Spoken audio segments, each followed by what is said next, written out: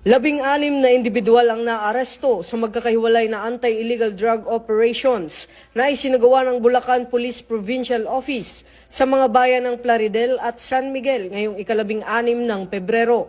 Sa bypass operation, nakumpiska ang ilang sachet ng hinihinalang shabu na may kabuuang halagang mahigit 88,000 pesos, kabilang ang mga drug paraphernalia at marked money.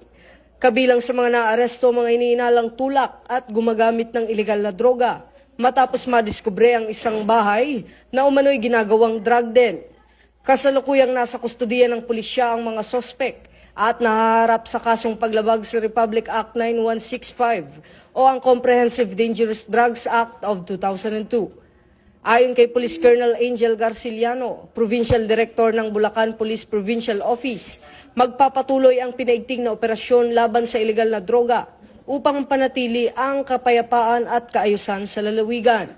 Ito ang bagong PNP para sa bagong Pilipinas, serbisyong mabilis, tapat at nararamdaman.